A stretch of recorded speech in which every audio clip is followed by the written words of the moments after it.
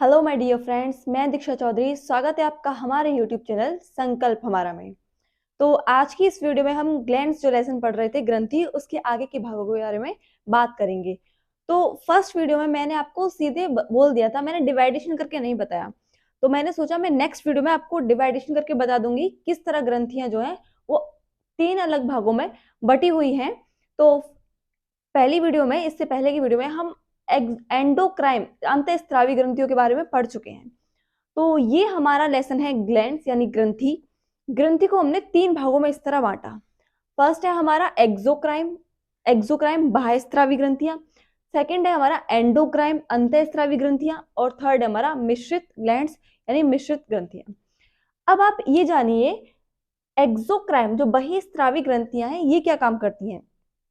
बहिस्रावी ग्रंथियों से और अंतःस्रावी ग्रंथियों में मेनली क्या मतलब डिफरेंस होता है, थोड़ा थोड़ा सा डिफरेंस मैं यहाँ पे आपको समझाऊंगी। तो एक्सोक्राइन अंत बहिस्रावी ग्रंथियों से पाचन रस यानी एंजाइम्स रिलीज होते हैं। बहिस्रावी एंडोक्राइम्स जो हमारी ग्लैंड्स होती है, इनसे कौन से इनसे क्या रिलीज होते हैं, एंजाइम्स। जबकि एक्सोक्राइम से, जबकि जो अंतःस्रावी ग्रंथियां होती है इनसे क्या रिलीज होते हैं, इनसे हार्मोन्स रिलीज होते हैं। हार्मोन्स। ये जो एंजाइम है, जो बहिस्रावी ग्रंथियां इनमें डक्ट्स होती हैं, डक्ट यानी नली। ठीक। जबकि जो अंतःस्रावी ग्रंथियां हैं इनमें कोई डक्ट नहीं होती, नली नहीं होती। अच्छा, ये डक्ट क्या है, नलियां। जिस तरह रक्त को बहने के लिए नली होती है, पाइप के थ्रू हमारे शरीर में बहते हैं। हम खुला रक्त परिसंचरण नहीं है, हमारे हमारे शरीर में जो रक्त बहता है वो किससे बहता है, पाइपों के थ्रू, यानी जो नसें होती हैं उनके थ्रू। हम पाइप नहीं बोल सकते, जो नस होती है उनको। ऐसे ही जो बहिस्रावी ग्रंथियां होती हैं इनमें डक्ट्स होते हैं, इनमें नली होती है, ये नलियों में बहते हैं, ये रक्त के संपर्क में नहीं आते। जबकि जो हॉर्मोन्स हैं वो किसके संपर्क में आते हैं, अंदर हमारी, मान लीजिए अंदर हमारी कोई भी ग्रंथि है, अग्नाशय को मान लीजिए, अब उससे जो हार्मोन रिलीज होगा वो सीधे ब्लड के संपर्क में होके जाएगा। जबकि जबकि जो एक्सोक्राइन है वो एंजाइम से रिलीज होते हैं, वो रक्त के संपर्क में नहीं आते हैं। किसके संपर्क में नहीं आते, रक्त के संपर्क में नहीं आते हैं। आपने देखा होगा कभी कभी आपको वॉमिटिंग वगैरह आती है तो क्या उसमें खून आता है, नहीं आता। तो वो किसकी वजह से नहीं आता, क्योंकि वो रक्त के संपर्क में आते ही नहीं है। हमारा जहाँ पाचन होता है वो रक्त के संपर्क में भोजन आता नहीं है, इसीलिए तो उसमें खून नहीं आया। इसी तरह आपने लार को देखा होगा, लार आपकी जो टपकती है, आपकी नहीं छोटे बच्चों की टपकती है, और वैसे हमारी भी माउथ में लार बनती है। वो भले अलग बात है कि वो टपकती नहीं है, क्योंकि छोटे बच्चों में क्या होता है, उस समय वो कोई शारीरिक क्रिया नहीं कर पाते जो छोटे होते हैं। तो उस समय वो टाइम टाइम पर क्या दूध वगैरह पीते हैं, तो उसके पाचन के लिए अधिक लार ज्यादा से ज्यादा बनती है। जितना बच्चा ज्यादा खाना खाएगा उतनी ज्यादा लार बनेगी और उतनी ही टपकेगी। तो यही कारण होता है। और जो जैसे जैसे हम मैच्योर्ड होते हैं तो शारीरिक क्रिया करते हैं, उसके हिसाब से धीरे धीरे लार कम बनना स्टार्ट हो जाती है। तो इसी तरह एक अंतर हमने यहाँ पे देखा कि ये हार्मोन्स, इसमें हार्मोन्स रिलीज होते हैं और ये एंजाइम्स रिलीज करती है। इसमें डक्ट्स होते हैं, इसमें डक्ट्स नहीं होते। मिक्स्ड ग्लैंड्स ये कौन सी होती है, मिक्स्ड ग्लैंड होती हैं जिसमें एक्सोक्राइन और एंडोक्राइन दोनों ही आते हैं। इसमें एक्सोक्राइन और एंडोक्राइन दोनों ही गुण होते हैं मिक्स्ड ग्लैंड में। यानी ऐसी ग्रंथियां होती हैं कुछ जो हार्मोन्स भी रिलीज करती है, साथ ही साथ में कुछ एंजाइम्स भी रिलीज करती हैं। आई होप आप लोगों को यहाँ तक क्लियर होगा। अब नेक्स्ट हम बोर्ड पे जो आज यहाँ पर हमने एक्सोक्राइन पढ़ाया हुआ है, ये सब क्या है, ये सब एक्सोक्राइन के हैं। इससे पहले की वीडियो में एंडोक्राइन पढ़ा चुकी हूँ। आई होप आप लोग वो वीडियो देख कर आए होंगे।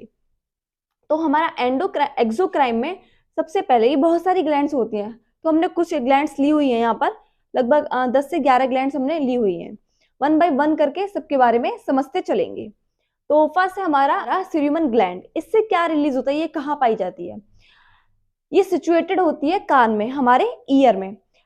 कान में जब हमने पढ़ाया, कान में एक मोम टाइप का पदार्थ बनता है। तो वो किसकी ग्लैंड्स की वजह से बनता है, वो सीरुमन ग्लैंड की वजह से बनता है, सीरुमन ग्लैंड की वजह से बनता है।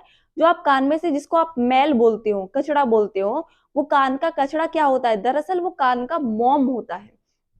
जब आप इसे ज्यादा निकालते रहते हैं, ज्यादा निकालते रहते हैं, तो उतना ही ज्यादा बनता है। वो ज्यादा क्यों बनता है? क्योंकि इसलिए, क्योंकि वो ग्रंथियों को, जो बाहर, कुछ तो बाहर से भी कूड़ा आता है ना, हम बोलते हैं बाहर की डस्ट भी होती है, क्योंकि उसमें बाल होते हैं, तो बाहर की डस्टों को भी रोकता है। साथ ही साथ में कुछ मोम टाइप का, यानी तेलीय तरह का भी कुछ पदार्थ होता है। वो किससे रिलीज होता है? सीरुमन ग्लैंड से रिलीज होता है, और इस सीरुमन ग्लैंड्स में कान में पाई जाती है। फिर सेकंड है हमारी, हाँ सेकंड है हमारी lacrimal gland. Lacrimal gland, lacrimal gland कहाँ पाई जाती है? लैक्रिमल ग्लैंड हमारी आंखों में सिचुएटेड होती है, आईज में। ठीक है, अब ये क्या काम करती है? ये जो हमारी ये वाली ग्लैंड है, ये क्या है? ये वाली जो ग्लैंड है, ये क्या है?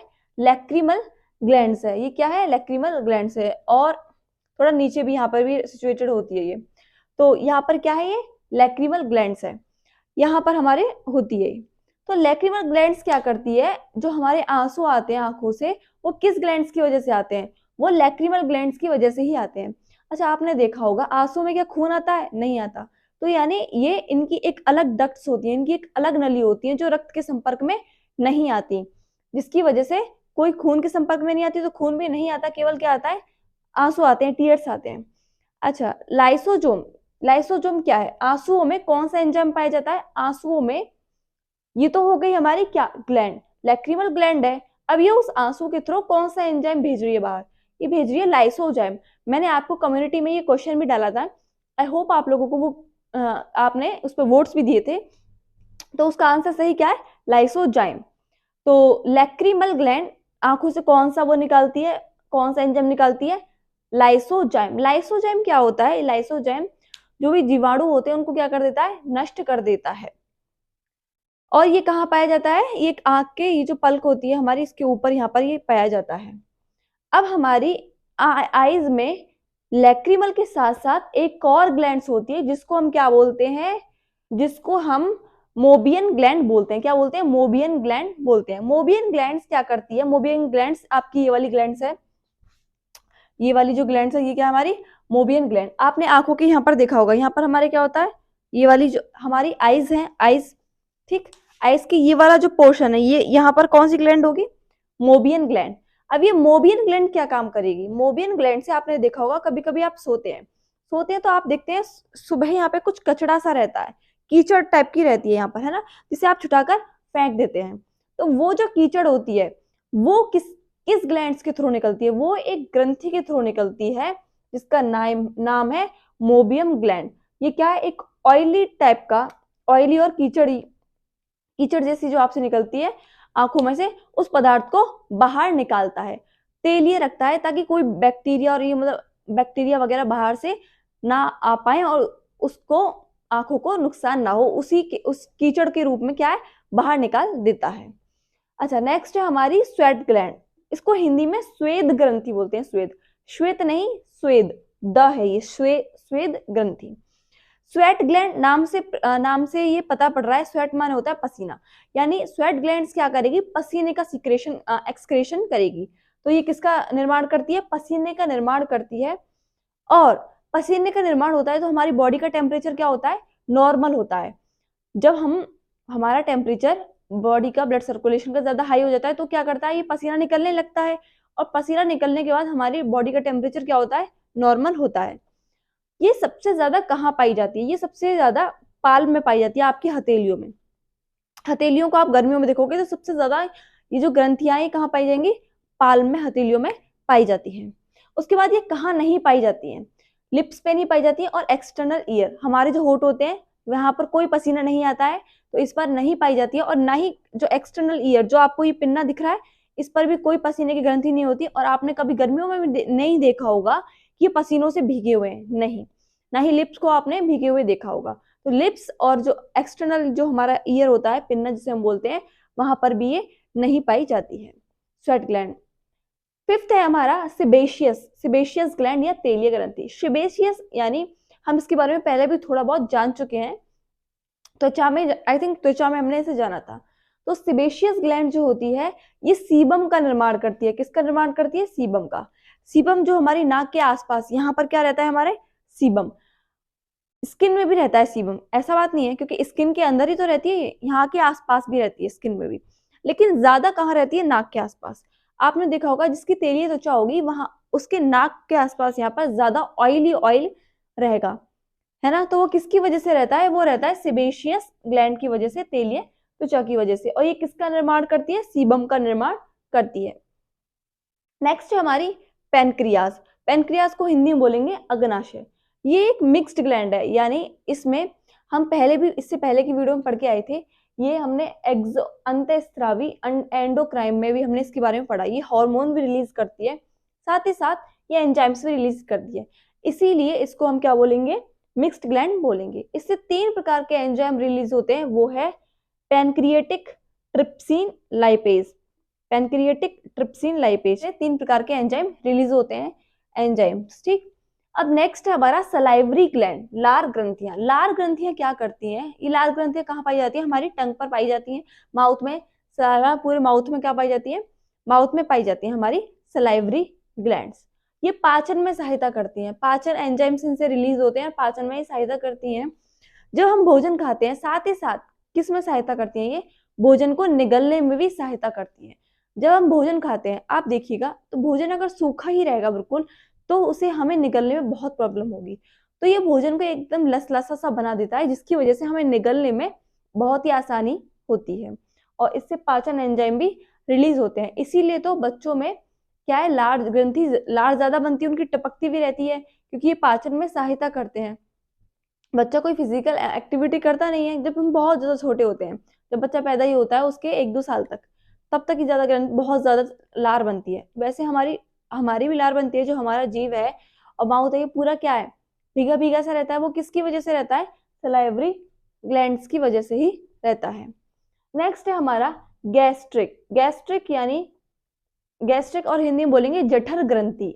गैस्ट्रिक यानी जठर ग्रंथि। इससे कौन कौन से एंजाइम रिलीज होते हैं, ये इससे रिलीज होते हैं पाचन एंजाइम, साथ में रेनिन, पेप्सिन। पाचन एंजाइम्स पाए जाते हैं, ये भी किस में सहायता करता है, पाचन में सहायता करता है।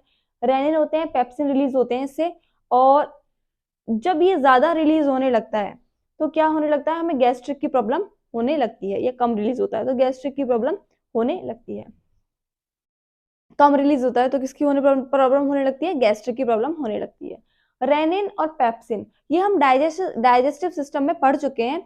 अगर आप लोगों को याद है अब भी कि रेनिन और पेप्सिन का हमने वहां पर क्या वर्क बताया, तो प्लीज आप कमेंट बॉक्स में जल्दी से लिखिए कि रेनिन क्या वर्क करता है, रेनिन किसको पचाता है और पेप्सिन किसको पचाता है।